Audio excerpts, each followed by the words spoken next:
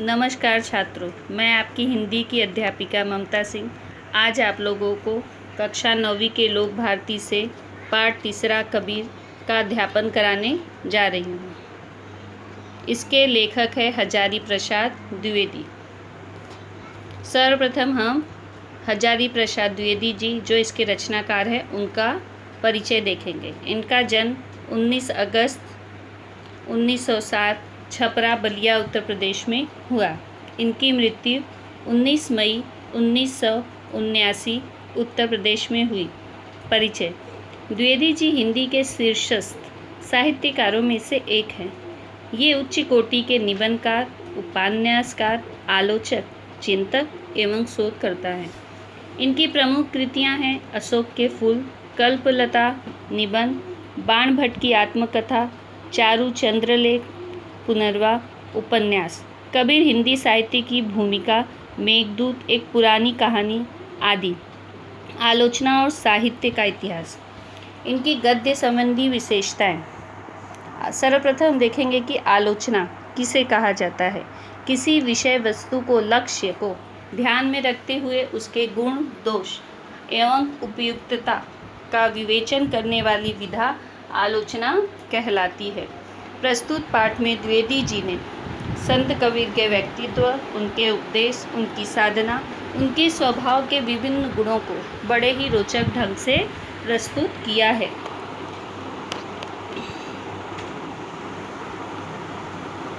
हिंदी साहित्य के हजारों वर्षों के इतिहास में कबीर जैसा व्यक्तित्व लेकर कोई लेखक उत्पन्न नहीं हुआ। महिमा में यह व्यक्तित्व केवल एक ही प्रतिद्वंदी जानता है। महिमा का अर्थ है महानता और प्रतिद्वंदी का अर्थ है प्रतिस्पर्धी या तो प्रतियोगी। तुलसीदास। परंतु तुलसीदास और कबीर के व्यक्तित्व में बड़ा अंतर था। यद्यपि दोनों ही भक्त थे, परंतु दोनों स्वभाव, संस्कार और दृष्टिकोण में एकदम भिन्न थे। जो इनके सोच था, दृष्टिकोण, इनका जो विचार था, नज़रिया था, दोनों का ही एकदम भिन्न था, एक जैसा नहीं था। मस्ती, फक्कड़ाना स्वभाव और सब कुछ ही झाड़ फटकार कर चल देने वाले तेज ने कबीर को हिंदी साहित्य का अद्वितीय व्यक्ति बना दिया। फक्कड़ाना स्वभाव का अर्थ होता है मौजी, अपने ही धुन में रहने वाला व्यक्ति। झाड़ फटकार कर, कड़ी बात कहकर लोगों को चुप कराना। कबीर को हिंदी साहित्य का अद्वितीय व्यक्ति बना दिया। उनकी वाणी में सब कुछ को पाकर उनका सर्वजयी व्यक्तित्व विराजता रहता है। उनकी जो वाणी है, जो उनके स्वर है, जो उनके कथन है, उसमें क्या है, उनका जो व्यक्तित्व है उसकी हमें स्पष्ट झलक मिलती है।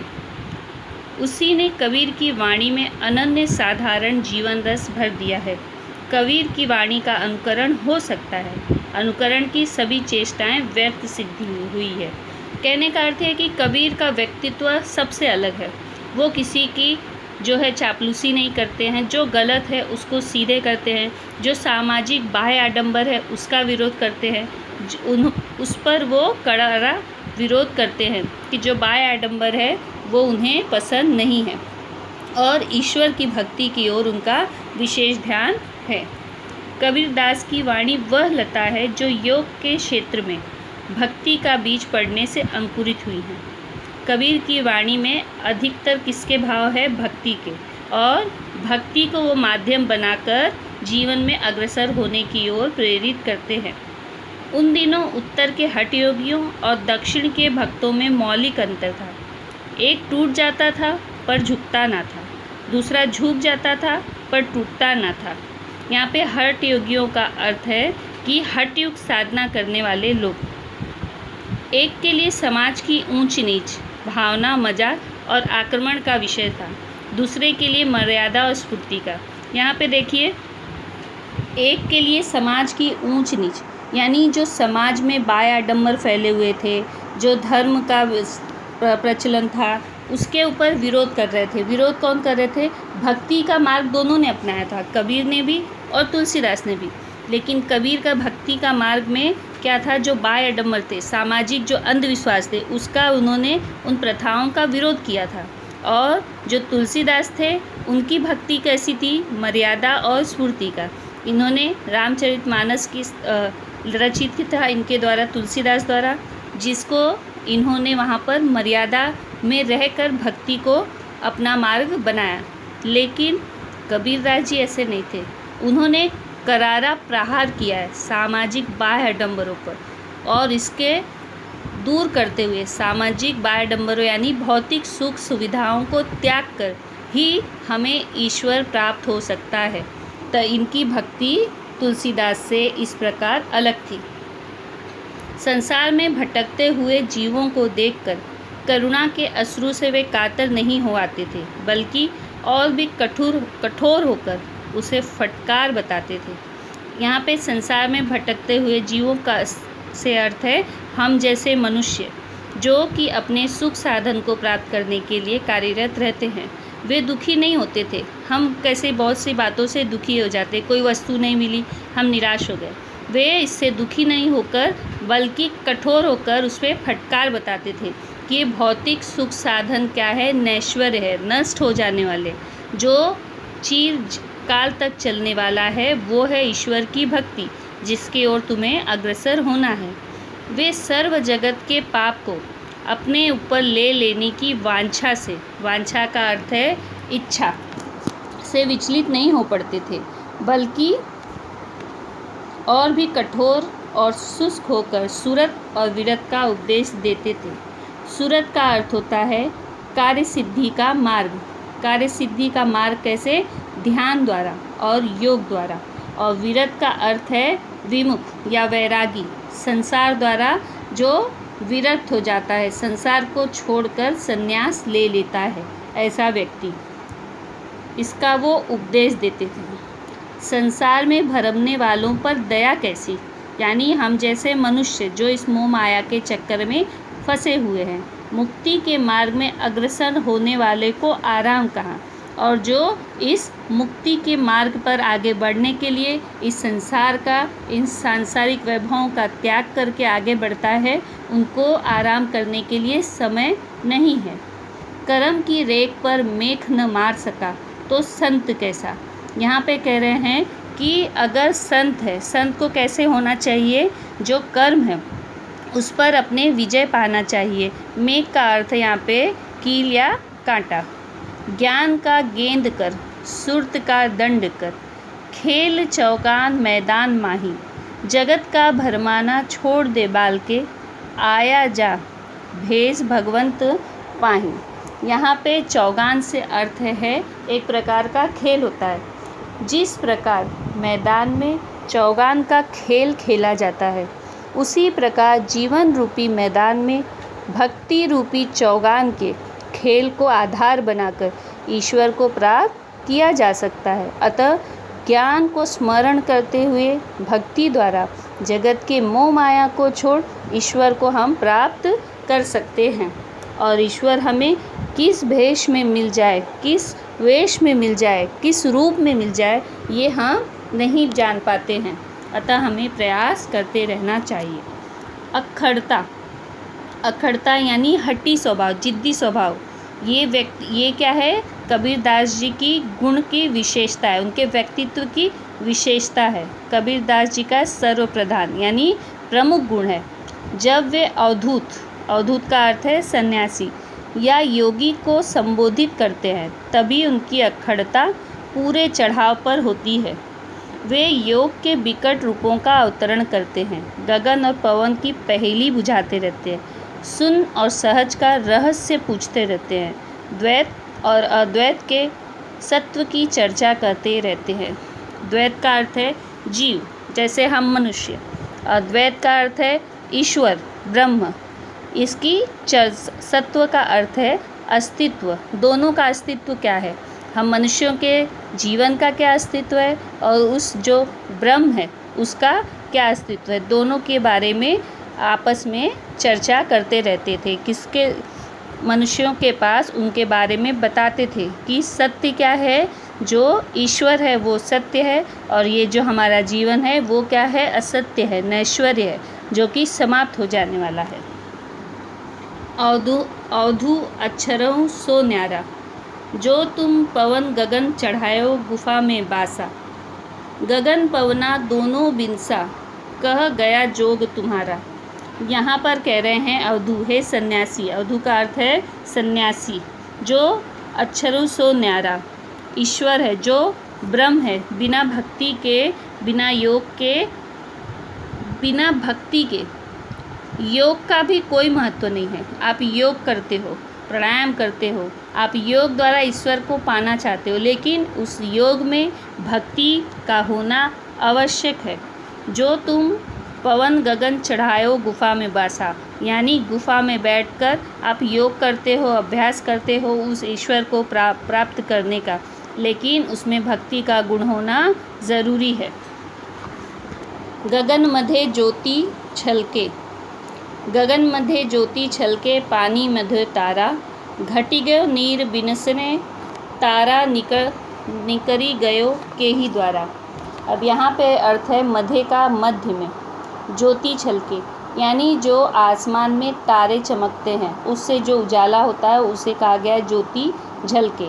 पानी मध्य तारा, और पानी में क्या है, जो आकाश में तारे चमक रहे हैं उसकी जो परछाई है, उसका जो उजाला है, प्रकाश है, वो किस में दिखाई दे रहा है, पानी के बीचों बीच। घटी गए नीर, नीर का अर्थ है पानी, घटी गया यानी कम हो जाना। विनसने तारा, जब वो पानी है, समुद्र का जो पानी है वो अगर कम हो गया, घट गया, तो जो तारों का जो प्रकाश है वो वहाँ पर क्या होगा, विनसने यानी नष्ट हो जाएगा, वो उसमें दिखाई नहीं देगा। निकरे गयो के ही द्वारा, कैसे निकल गया, कैसे नहीं दिखाई दे रहा और नहीं समझ में आता है। इसी प्रकार हम मनुष्यों का शरीर है जो कि नैश्वर्य है, जिसका कोई अस्तित्व नहीं है। अस्तित्व है उस आत्मा का जो कि दिखाई नहीं देती है और ईश्वर में जाकर लीन हो जाती है।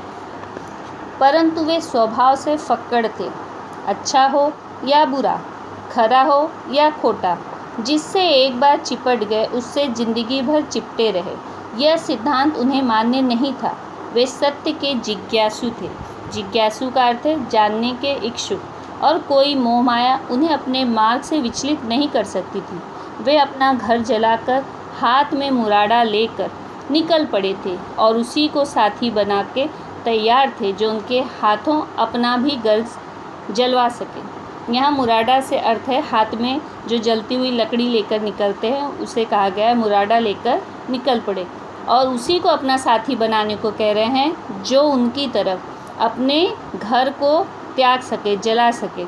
यहाँ देखो कहा गया है हम घर जारा अपना लिया मुराड़ा हाथ, अब घर जारो तासू का जो चले हमारे साथ। जो अपना घर छोड़ सके, और वही व्यक्ति हमारे साथ आ सकता है। घर छोड़ सके का अर्थ है जो भौतिक सुख सुविधाएं हैं उनका त्याग कर दे, जो अहंकार है, प्रेम है, उसे त्याग कर दे, वही व्यक्ति हमारे साथ ईश्वर की प्राप्ति के लिए आ सकता है। वे सिर से पैर तक मस्त मौला थे, मस्त जो पुराने कृत्यों का हिसाब नहीं रखता, वर्तमान कर्मों को सर्वस्व नहीं समझता और सब भविष्य में सब कुछ झाड़ फटकार कर निकल जाता है। जो दुनियादार किए कराए का लेखा जोखा दुरुस्त रखता है वह मस्त नहीं हो सकता। जो अतीत का चिट्ठा खोले रहता है वह भविष्य का क्रांतदर्शी, क्रांतदर्शी का अर्थ है दूरदर्शी, नहीं बन सकता। जो मत वाला है वह दुनिया के माप जोग से अपनी सफलता का हिसाब नहीं रखता। कबीर जैसे फक्कड़ को दुनिया की होशियारी से क्या वास्ता। ये प्रेम के मतवाले थे, मगर अपने को उन दीवानों में नहीं गिनते थे जो मासूक के लिए सर पर कफन बांधे फिरते हैं। इनका व्यक्तित्व एकदम अलग है। समाज में अन्य लोगों की अपेक्षा इनका व्यक्तित्व एकदम ही अलग यहाँ पर स्पष्ट किया है द्विवेदी जी ने। वे सिर से पैर तक कैसे थे, एकदम मस्त मौला, उनको किसी से कुछ भी लेना देना नहीं, और भविष्य में सब कुछ, किसी की चापलूसी नहीं करना, जो है सब कुछ झाड़ फटकार कर आगे चलना। पुराने कर्मों का चिट्ठा खोलना या आगे का क्या है, ये उनसे कोई मतलब नहीं था। वे मस्त मौला थे और अपनी ही धुन में रमते थे। यहाँ पे कहा है हमन है इश्क मस्ताना, हमन को होशियारी क्या, रहे आज़ाद या जग से, हमन दुनिया से यारी का, जे बिछड़े हैं प्यारे से, भटकते दर बदर फिरते। हमारा यार है हम में, हमन को इंतज़ारी क्या। यहाँ पर कबीर अपनी तुलना उस आशिक, उस प्रेमी से कर रहे हैं जिसका प्रिय उससे बिछड़ गया है और उसे ढूंढने के लिए दर बदर भटक रहा है, लेकिन उसका जो प्रिय है, प्रीतम है, उसको नहीं मिल रहा है। लेकिन कबीर अपने को कह रहे हैं कि जो मेरा प्रियतम है वो मेरे ही अंदर है। मेरा प्रियतम कौन है? वो ईश्वर जिसकी भक्ति मैं करता हूँ, वो मेरे ही अंदर है। मुझे उसे ढूंढने के लिए दर बदर भटकने की कोई आवश्यकता नहीं है। यानी यहाँ पे एक प्रेमी से अपनी तुलना की है, लेकिन ऐसे प्रेमी हैं ये जिसको उनकी जो ईश्वर रूपी जो प्रेमिका है वो उनके अंदर ही बसती है। उसको ढूंढने के लिए उन्हें भटकने की आवश्यकता नहीं है। इसीलिए हे फक्कड़ राम किसी के धोखे में आने वाले न थे। दिल जम गया तो ठीक है, और न जमा तो राम राम करके आगे चल दिए। योग प्रक्रिया को उन्होंने डट कर अनुभव किया पर जची नहीं। योग प्रक्रिया को भी इन्होंने बहुत प्रयास किया, लेकिन ये इन्हें नहीं जची।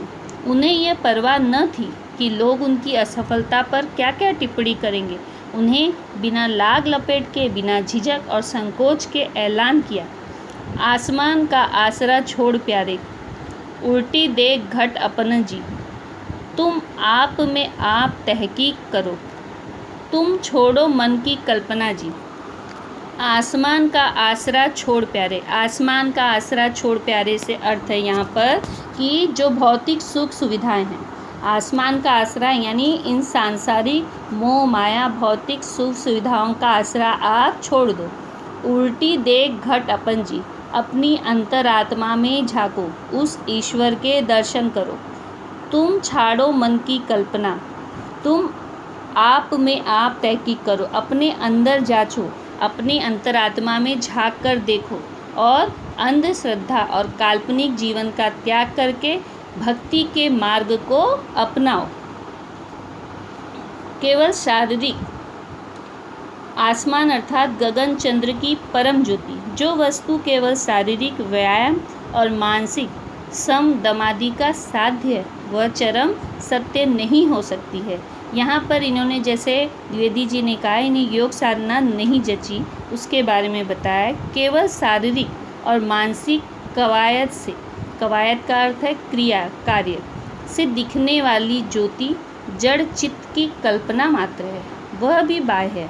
कबीर ने कहा और आगे चलो, केवल क्रिया बाह्य है, ज्ञान चाहिए। ज्ञान बिना जो योग है वो व्यर्थ है। जो योग करते हैं वो बाहरी स्वरूप है, वो दिखाई देता है, लेकिन ज्ञान जो है ईश्वर की भक्ति वो किससे प्राप्त होगा? ज्ञान के माध्यम से। और ज्ञान क्या है? वो अंतर मन में है, वो दिखाई नहीं देता है। तो ये कह रहे हैं कि मात्र बाह्य ज्ञान सत्य नहीं हो सकता है, और आंतरिक ज्ञान जो है उसे जानकर उसको अपनाकर ही हम जीवन में आगे बढ़ सकते हैं। ज्ञान के बिना जो हमें कुछ प्राप्त नहीं हो सकता, अतः ज्ञान को यहाँ पर इन्होंने महत्व दिया है। कबीर की यह घर फूक मस्ती, फक्कड़ाना, लापरवाही और निर्मम अखंडता उनके अखंड आत्मविश्वास का परिणाम थी।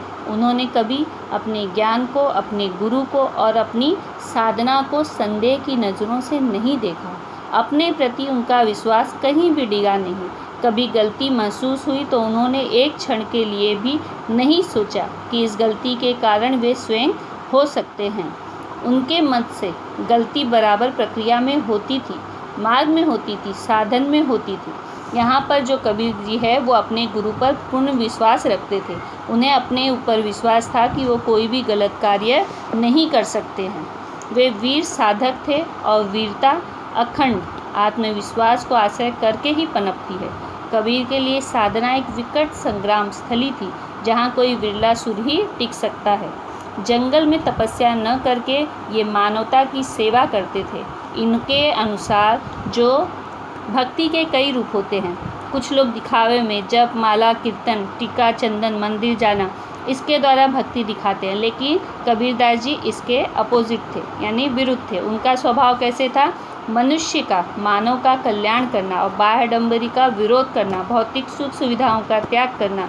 इसके द्वारा मनुष्य के वो जो मानवता की थी वो सेवा करते थे। कबीर जिस साईं की साधना, साईं अर्थात जो ईश्वर की साधना करते थे, वह मुक्त की बातों से नहीं मिलता था। मुफ्त जो फुकट में मिल जाए, बगैर पैसे के मिल जाए, उस राम से सिर देकर ही सौदा किया जा सकता था। सिर देकर का अर्थ होता है जो अहंकार है, जो गर्व है, जो घमंड है, मेरे जैसा कोई नहीं, जो हूँ इस समाज में मैं हूँ, ये जो हमारे अंदर अहंकार होता है ईगो कि मुझसे बढ़कर कोई नहीं, ये चीज़ मुझे अच्छी आती है उसे नहीं, ये जो हमारे अंदर अहंकार होता है उसका त्याग करना चाहिए। साईं सेत न पाइए, सेत का अर्थ है जो मुफ्त में मिल जाए ऐसे। बाता मिला न कोई, बहुत बड़ी बड़ी डींगे हाँकना, बेकार की बातें करना, बातों में ईश्वर नहीं मिलता है, वो कर्म से मिलता है, अच्छे कर्म द्वारा। कबीर सौदा राम सो, सिर बिन कदय न कोई। यहाँ पर कबीरदास जी ने सौदा राम से किया है, अपने अहंकार को, अपने गर्व को त्याग करके उन्होंने ईश्वर को प्राप्त किया है। यह प्रेम किसी खेत में नहीं उपजता, किसी हाट में नहीं बिकता, फिर भी जो कोई इसे चाहेगा पा लेगा। वह राजा हो या प्रजा, उसे सिर्फ एक ही शर्त माननी होगी। वह शर्त है सिर उठाकर धरती पर रख ले। सिर उठाकर मतलब आत्मसमर्पण कर दे, किसके प्रति? उस ईश्वर के प्रति आत्मसमर्पण कर दे, तभी उसे ईश्वर की प्राप्ति हो सकेगी। जिसमें साहस नहीं, जिसमें इस अखंड प्रेम के ऊपर विश्वास नहीं, उस कायर की यहाँ दाल नहीं गलेगी। दाल नहीं गलेगी अर्थात उसे सफलता नहीं मिलेगी। हरि से मिल जाने पर साहस दिखाने की बात करना बेकार है। पहले हिम्मत करो, भगवान आगे आकर मिलेंगे। अगर आप हिम्मत दिखाओगे तो ही आप ईश्वर को प्राप्त कर सकोगे। विश्वास ही इस प्रेम की कुंजी है। कुंजी का अर्थ है चाबी। विश्वास अगर आपको है तो आपके अंदर इच्छा है उस ईश्वर को प्राप्त करने की, और आपके अंदर हिम्मत है, हौसला है, तो आप उस ईश्वर को इस विश्वास की चाबी द्वारा पा सकते हो। विश्वास जिसमें संकोच नहीं, दुविधा नहीं और बाधा नहीं। प्रेम न खेतों निपजे, प्रेम न हाट बिकाए, राजा प्रजा जिस रुचे, सिर दे सो ले जाए। सूरे शीस उतारिया, छाड़ी तन की यास, अकौते हरि मुल्किया, आवत देखिया दास। यहाँ पर कबीरदास जी ने इन पंक्तियों के माध्यम से कहा है कि जो प्रेम है, जो प्यार है ईश्वर के प्रति, वो कहीं उसकी खेती नहीं होती है, खेती में नहीं उगता है, और ना ही किसी बाजार में मिलता है कि हम उसे खरीद कर पा लेंगे। राजा प्रजा, चाहे राजा हो चाहे प्रजा, चाहे बहुत धनवान व्यक्ति हो चाहे बहुत गरीब व्यक्ति हो, वो कैसे उसे प्राप्त करेंगे? अपने अहंकार को, अपने गर्व को त्याग करके ही उस ईश्वर को प्राप्त कर सकते हैं। और अपने ईश्वर को प्राप्त करने के लिए उन्हें इस अहंकार को त्यागना होगा, तभी ईश्वर की प्राप्ति उन्हें हो सकती है। भक्ति के अतिरेक में उन्होंने कभी अपने को पतित नहीं समझा, क्योंकि उनके दैन्य में भी उनका आत्मविश्वास साथ नहीं छोड़ता था। दैन्य का अर्थ है गरीब जो परिस्थिति होती है, दीनता की स्थिति होती है, ऐसे में भी उनका आत्मविश्वास। कई बार अगर हमारी स्थिति खराब होती है तो हम दैन्य, जब हमारी विकट परिस्थिति होती है तो उस समय हमारा आत्मविश्वास कमज़ोर हो जाता है, हम निराश हो जाते हैं। लेकिन यहाँ पर कबीरदास जी ऐसी स्थिति में भी उनके आत्मविश्वास ने उनका साथ नहीं छोड़ा। उनका मन जिस प्रेम रूपी मदिरा से मतवाला बना हुआ था, वह ज्ञान के गुण से तैयार की गई थी। जो उनके अंदर ज्ञान था वो कूट कूट कर भरा हुआ था, जिसके द्वारा वो अपने जीवन में आगे बढ़ते चले गए। युगावतारी शक्ति और विश्वास लेकर वे पैदा हुए थे, और युग प्रवर्तक का अर्थ होता है जो युग को बदल सके, की दृढ़ता उनमें वर्तमान थी, इसीलिए वे युग प्रवर्तक कर सके। एक वाक्य में उनके व्यक्तित्व को कहा जा सकता है, वे सिर से पैर तक मस्त मौला थे, बेपरवाह, किसी की परवाह न करना, दृढ़ यानी एकदम कठोर, मजबूत, उग्र, कुसुमादपि, कुसुम के समान कोमल, वज्रदापि एक कठोर वस्तु, ये के समान थे। उनके स्वभाव में ये सारे गुण थे। यहाँ पर हजारी प्रसाद द्विवेदी जी ने कबीर जी के व्यक्तित्व को अलग अलग रूपों में व्यक्त किया है, जैसे उनके उपदेश, उनकी साधना, उनके स्वभाव, उनके जो सामाजिक बाह्यडंबरों का विरोध है, सभी का एकमात्र है कारण कि उन्होंने भक्ति को अधिक महत्व दिया है। कबीरदास जी ने मर्यादा में रहकर भक्ति को महत्व दिया है। इन्होंने सामाजिक जो बाह्य आडंबर है उनका विरोध करते हुए उस पर करारा व्यंग करते हुए ईश्वर को प्राप्त करने के साधन बताएं। अब यहाँ पर मैंने आप लोगों को शब्दार्थ दिए हुए हैं, ये आपको नोटबुक में लिखना है और इससे संबंधित जो प्रश्न उत्तर है उसका PDF मैंने आप लोगों को भेजा है, जो कि आप लोगों को हिंदी के नोटबुक में लिखकर मुझे मैसेज करना है। अब यहीं पर ये आपका पाठ समाप्त हो रहा है। धन्यवाद।